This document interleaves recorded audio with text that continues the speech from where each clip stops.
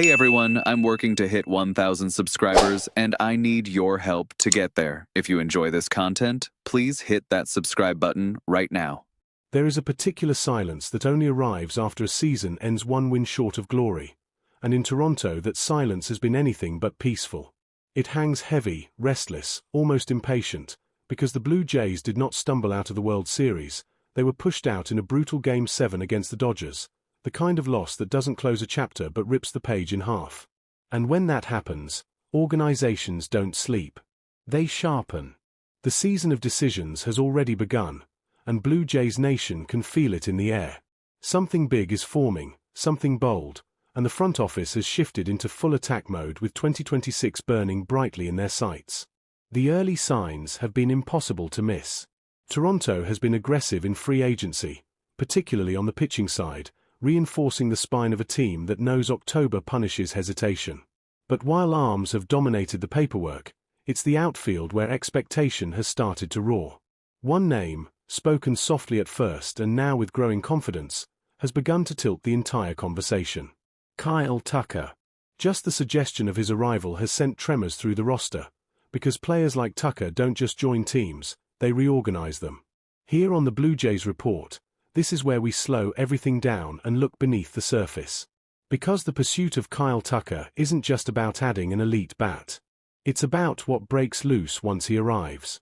It's about why Nathan Lukes has suddenly found himself in trade conversations. And it's about how the San Francisco Giants, quietly watching from the West Coast, may become an unexpected partner in a move that could redefine Toronto's outfield. If you follow the Blue Jays beyond the headlines, take a second to like this video, subscribe to the channel, and share it with another fan, because this story is layered, and it matters. The momentum behind the Nathan Lukes discussion begins with a simple but powerful assumption inside league circles. Toronto believes it can land Kyle Tucker. Not hopes. Believes. And that belief didn't come from nowhere. After falling agonizingly short on the sport's biggest stage, the Blue Jays front office made it clear internally that standing still was not an option. Tucker represents exactly the kind of response you make when you're done knocking and ready to kick the door in. He isn't depth. He isn't upside. He is immediate authority in a lineup. Kyle Tucker is the type of player who forces opposing managers to rewrite game plans before the first pitch is thrown. A franchise-caliber bat. A permanent fixture. An everyday presence whose name alone reshapes how pitchers attack the entire order. If he puts on a Blue Jays uniform, there is no platoon, no rotation, no easing him in. He walks straight into the heart of the lineup and stays there. And when that happens, something else always follows. Space disappears. This is where uncomfortable truths begin to surface, because roster decisions at this level are rarely about failure. They're about redundancy. When a player like Tucker enters the room, the hierarchy changes instantly. Roles tighten. Opportunities shrink. And someone who was once essential may suddenly find himself squeezed by the maths of elite ambition. That someone, in this case, is Nathan Lukes. It's important to be absolutely clear here. Nathan Lukes has done nothing wrong. In fact, his 2025 season quietly reinforced his value. He posted a weighted runs created plus of 104, meaning he was 4% above league average offensively. That may not scream superstardom, but context matters. Only 11 hitters on the Blue Jays roster cleared the 100 mark. Lukes wasn't filler. He was part of a relatively exclusive group that contributed real value over the course of the season. Beyond the numbers, Lukes brings something managers love and front offices covet. Versatility. He can handle multiple outfield spots, plug gaps when injuries strike, and keep the lineup functional without fuss.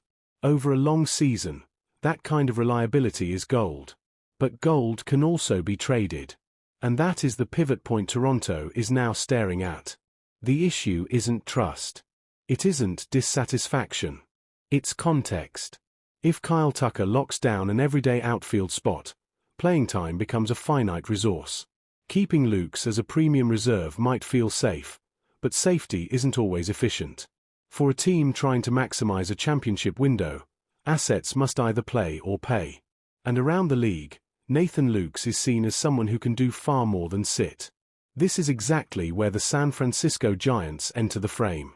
Quietly, logically, almost inevitably. The Giants' outfield production, particularly in right field, was a glaring weakness last season. They finished with a collective WRC plus of just 78 in that spot, one of the worst marks in Major League Baseball.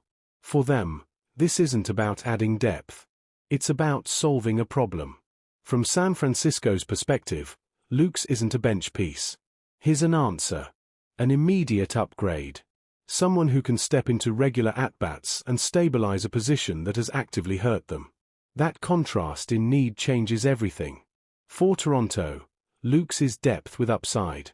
For the Giants, his potential everyday production. And that difference creates leverage. Once leverage exists, conversations become serious. Suddenly, Lukes isn't just a name on the roster. He's a trade chip.